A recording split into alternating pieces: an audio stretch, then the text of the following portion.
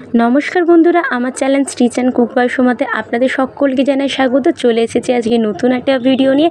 আজকের ভিডিওতে আমি আপনাদেরকে এত সুন্দর একটা ব্রাকাট ব্লাউজ পুরোটা সেলাই করে দেখাবো। একদম গুরুত্বপূর্ণ টিপস সহ কীভাবে আপনাদের খাপ চ্যাপটা হবে না বা সুঁচই থাকবে না, কীভাবে আপনারা ফিটিংস করতে পারবেন একদম প্রপারভাবে। তো সমস্ত কিছু আপনাদেরকে আজকে এই ভিডিওর মাধ্যমে আপনি দেখাবো। তো যারা নতুন সেলাইয়ের কাজ শিখতে চাইছেন বা যারা নতুন সেলাইয়ের কাজ করতে চাইছেন তাদের জন্য কিন্তু আজকের ভিডিওটি খুবই গুরুত্বপূর্ণ হতে চলেছে। তো দেখুন, এখানে আমি সমস্ত পার্ট কিন্তু আগে থেকেই কেটে রেখেছি, আর এর কাটিং ভিডিও আমি অলরেডি আমার চ্যানেলে দিয়ে দিয়েছি। যারা এখনও গিয়ে দেখেনি অবশ্যই সেখানে গিয়ে দেখে নিন। আমি একদম কিন্তু প্রপারভাবে সূত্রের সাহায্যে আপনাদেরকে দেখিয়েছি কীভাবে আপনারা কাটিং করতে পারবেন যে কোনো সাইজের ব্রাকাট ব্লাউজ। তো দেখুন, এখানে কিন্তু প্রথমে আমি পার্টটা নিয়ে নিয়েছি, যেটা হচ্ছে আমাদের টেকিনের জন্য নিতে হয়। তো এখানে লাইনিং কাপড় আর মেন কাপড়ের সঙ্গে কিন্তু আমি একসঙ্গে পিন করে রেখেছি। যারা নতুন সেলাইয়ের কাজ শিখছেন তারা কিন্তু অবশ্যই চাইলে একটা করে রাফ সেলাইও দিয়ে রাখতে পারেন, কোনো অসুবিধা নেই। এবার দেখুন, এখানে টেকিনের জন্য নিয়েছি আমি 1 ইঞ্চি 2 সুত। নেওয়ার পর একে কোণ করে মিলিয়ে দিচ্ছি ওপরের সঙ্গে, কেননা আমি এখানে কিন্তু 1 ইঞ্চি 2 সুত এক্সট্রা নিয়েছিলাম যখন কাটিং করেছিলাম তার জন্য। তো আপনারা যতটা নিয়ে থাকবেন এক্সট্রা ততটাই কিন্তু টেকিনের জন্য নেবেন। এইটা যদি ঠিক করে আপনারা নিতে পারেন তাহলে কিন্তু আপনাদের খাপ একদম ভালোভাবে খুবই সুন্দরভাবে বেরিয়ে আসবে। তো আপনারা অনেকে এই এটা ভুল করে দেন, টেকিনটা ভুলভাল নিয়ে নেন। তো টেকিনটা কিন্তু ঠিক করে নিয়ে নেবেন। তো আপনারা যতটা এক্সট্রা নেবেন সেটাই কিন্তু এখানে টেকিনের জন্য নিতে হয়। তো দেখুন, আমি এখানে টেকিনটা দিয়ে দিয়েছি, দেখাচ্ছি ঠিক এমনটা দেখাচ্ছে। এবার আমরা ওপরে পাটের সঙ্গে সেটা জয়েন করব। তো এটা করলে আমাদের খাপটা মেন রেডি হয়। এবার দেখুন, ওপরে ছোটো পাটের সঙ্গে নিচের ছোটো পাট এবং নিচের বড় পাটের সঙ্গে ওপরের বড় পাটটা কিন্তু রাখবো সোজার সঙ্গে সোজা অবশ্যই রেখে সামনের দিক থেকে 1/2 ইঞ্চি করে গ্যাপিং দিয়ে পুরোটা সেলাই করে নেব। তো দেখুন, আমি কিন্তু এখানে সেলাইটাও করে নিয়েছি। অবশ্যই সব সেলাই কিন্তু দুটো করে দিতে হবে। তো দেখতে পাচ্ছেন কত সুন্দর এখানে খাপটা আমার হয়েছে, কোনো সূচ হয়ে নেই, কোনো চ্যাপটা হয়ে নেই। এই খাপটা কিন্তু খুবই ভালো লাগে। তো আপনারা অবশ্যই এভাবে একবার তৈরি করে দেখতে পারেন। আর আমার ভিডিও ভালো লাগলে অবশ্যই চ্যানেলটি সাবস্ক্রাইব করে রাখুন নতুন নতুন ভিডিও দেখার জন্য। আর ভিডিওটি ভালো লাগলে লাইক করতে ভুলবেন না।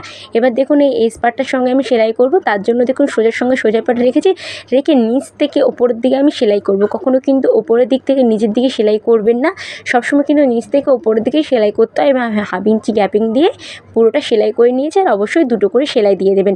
তো দেখুন, এখানে কিন্তু আমি এস পার্টটার সঙ্গে সেলাই করে নিচ্ছি। আপনাদেরকে খুলেও দেখাচ্ছি ঠিক কেমনটা দেখাচ্ছে। দেখতে পাচ্ছেন কত সুন্দর এখানে হয়ে গিয়েছে। এবার কী করতে হবে, বেল্টের পার্টটার সঙ্গে আমরা এখানে সেলাই করব। তার জন্য বেল্টের পার্টটাও নেব এবং সমস্ত কিছু সোজার সঙ্গে সোজা দিকে রেখে সেলাইটা করবেন। তো দেখুন, সোজার সঙ্গে সোজা দিকে রেখেছি, আর বেল্টের সামনে কিছুটা অংশ এভাবে কিন্তু বেরিয়ে থাকবে। এরপর থেকে দেখুন, আমি এখানে সেলাই করে নিচ্ছি। তো সেলাই করে নেওয়ার সময় এই যে 1 ইঞ্চি 2 সুতটা, এই 1 ইঞ্চি 2 সুত কাপড়টাকে কিন্তু এভাবে মুড়িয়ে তার উপর থেকে সেলাইটা করতে হয়। এভাবে সেলাইটা করলে কী হয়, ফিনিশিংটা কিন্তু ভালো আসে। তো আপনারা অবশ্যই কিন্তু এরকম গুরুত্বপূর্ণ টিপসগুলো মেনে কিন্তু কাজ করবেন। তো করলে কী হয়, ব্লাউজের যে ফিনিশিংটা খুব ভালো আসে কিন্তু। তো দেখুন, এখানে কিন্তু আমি পুরো মুড়িয়ে নিয়েছি কাপড়টা। ওই 1 ইঞ্চি দেওয়ার পর এটার উপর থেকে পুরো বেল্টের সঙ্গে রাখবো, রেখে কিন্তু সেলাইটা আমি এখানে করে নেব। তো সেলাইটা করে নেওয়ার পর এবার দেখুন, বেল্টটাকে আমাদের খুলে নেব। খুলে এর উপর থেকে আমাদের চাপ সেলাই দিতে হবে বেল্টের উপর থেকে, আর দুটো করে চাপ সেলাই দিতে হয়। তো দেখুন, আমি এক পাশটা রেডি করে নিয়েছি, দেখতে পাচ্ছেন ঠিক এমনটা দেখাচ্ছে। আর এখানে হুক আর হুকের যে পট্টিটা হয় ওটাও কিন্তু আমি বসিয়ে নেব। তো আমি ওটা কিন্তু অনেকবার দেখিয়েছি আমার অন্যান্য ভিডিওতে। আর দেখুন, আরেকটা যে বাম দিকে যে পাশটা ওটাও কিন্তু আমি রেডি করে নিয়েছি ঠিক একই পদ্ধতিতে এবং একইভাবে। তো দেখতে পাচ্ছেন, এবার দেখুন এটা যে পিঠ, তো পিঠ আমি আগে থেকে কিন্তু কাটিং করে রেখেছি, মেন কাপড় লাইনিং কাপড়। এবার দেখুন, এখানে কিন্তু আমি এমনভাবে বসাবো তাতে কিন্তু আপনাদেরকে পিঠে আর আলাদা করে কোনো পট্টি বসানোর দরকার নেই। এটা দেখুন, মেন কাপড়টা সোজা দিকে আছে, লাইনিং কাপড়টা তার উপর রাখবো, রেখে 2 সুত গ্যাপিং দিয়ে পুরো যে পিঠের যে মাপটা ওটা কিন্তু সেলাই করে নিতে হবে। তো দেখুন, সেলাই করে নিয়েছি। এবার হালকা হালকাভাবে এভাবে কেটে নিতে হবে, আর এমনভাবে কাটবেন যেন সেলাইটা না কেটে যায়, এটা কিন্তু লক্ষ্য করবেন। এভাবে করলে কি হয়, আপনাদেরকে কিন্তু পিঠে আলাদা করে কোনো পট্টি বসানোর আর দরকার হয় না। তো দেখুন, এখানে কিন্তু সেলাই কেটে নিয়েছি। কেটে নেবার পর তো এবার দেখুন, কাপড়টা পুরোটা সরিয়ে দিয়েছি। দেওয়ার পর এর উপর থেকে আমাদের একটা চাপ সেলাই চালিয়ে দিতে হবে। তো এটা কিন্তু লাইনিং কাপড়ের উপর থেকে আমি চাপ সেলাইটা পুরোটা করে নিচ্ছি। তো ভিডিওটি ভালো লাগলে অবশ্যই চ্যানেলটি সাবস্ক্রাইব করে রাখুন নতুন নতুন ভিডিও দেখার জন্য। আর অবশ্যই চ্যানেলটিকে একটি ভিডিওতে লাইক দিতে ভুলবেন না যদি ভিডিওটি ভালো লেগে থাকে। তো দেখুন, এখানে আমি পুরোটা কিন্তু চাপ সেলাই দিয়ে দিয়েছি। এবার দিয়ে দেওয়ার পর কাপড়টা জাস্ট ধরলেই দেখবেন লাইনিং কাপড়টা ভেতরের দিকে চলে যাচ্ছে, আর ওপরে মেন কাপড়টা রয়ে যাচ্ছে। তো আর এর উপর থেকে একটা চাপ সেলাই কিন্তু অবশ্যই চালিয়ে দিতে হবে। তো দেখুন চাপ সেলাইটা করে নিয়েছি, আর এখানে টেকিংটাও কিন্তু দিয়ে দেবেন। আর পুল লাইনটা এবার জাস্ট জয়েন করে নেব, যেভাবে নর্মালভাবে জয়েন করতে হয়। তো এইভাবে করলে কী হয়, আপনাদের কিন্তু পিঠে কিন্তু আলাদা করে কোনো পট্টি বসানোর দরকার হয় না। তো দেখুন এখানে কিন্তু আমি পুরটাও জয়েন করে নিয়েছি, আর এখানে হাতাটাও বসিয়ে নিয়েছি নর্মালভাবে, জাস্ট মিডিল থেকে কিন্তু হাতা যেভাবে বসাতে হয় সেভাবেই। তো আমি অনেকবার দেখিয়েছি, তাই এখানে দেখাচ্ছি না। এবার জাস্ট দেখুন এখানে হুক আর হুকের যে ঘরটা সেটাও কিন্তু করে নিয়েছি। এবার একটার উপর একটা তুলে এখানে প্রথমে পিন করে নিতে হবে।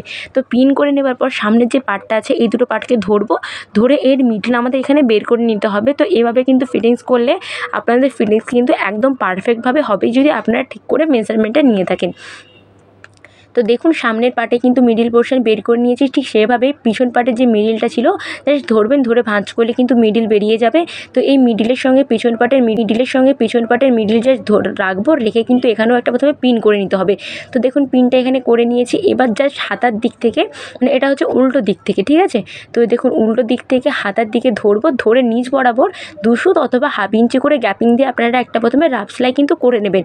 তো দেখুন সেলাইটা করে নেওয়ার পর এবার হচ্ছে কোমরে পট্টিটা আপনাদেরকে বসিয়ে নিতে হবে, ঠিক যেভাবে আমি ওপরে পট্টিটা বসিয়েছি সেরকমভাবে। তো দেখুন এখানে পট্টিটা বসিয়ে এখানে হেম সেলাই করে নিয়েছি, যেরকমভাবে নর্মালভাবে করে।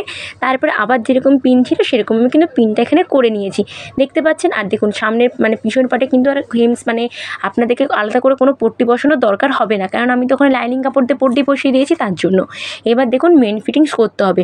তো যেরকম পিন করেছিলাম সেরকম কিন্তু আমি আবার পিনটা করে দিয়েছি। পিন করে নেবার পর এবার হচ্ছে আমাদের মেন ফিটিংস করতে হবে, তার জন্য হাতার দিকে নেব।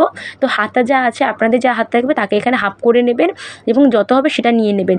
এবার দেখুন ছাতির মাপটা নেব। তো ছাতির জন্য ফিতাটা ধরবো, এই যে মিডিল পোর্শন থেকে ফিতাটা রাখবো, রেখে ছাতি যা আছে তাকে কিন্তু এখানে 4 দিয়ে ভাগ করে নিতে হবে, যত হবে তত নেব। এবং অপর সাইডেও সেম এবং কোমরের দিকেও সেম, মানে কোমর যা থাকবে তাকে কিন্তু এখানে 4 দিয়ে ভাগ করে নিতে হবে। এবার এই 3টে দাগ এখানে মিলিয়ে দিতে হবে, মিলিয়ে এই দাগের উপর থেকে কিন্তু আমাদের সেলাই করতে হবে। তো এভাবে যদি আপনারা করেন আপনাদের ফিটিংস কিন্তু একদম পারফেক্ট হবেই হবে, 100% গ্যারেন্টি, যদি আপনারা ঠিকঠাক করে মাপ নিয়ে থাকেন তাহলে।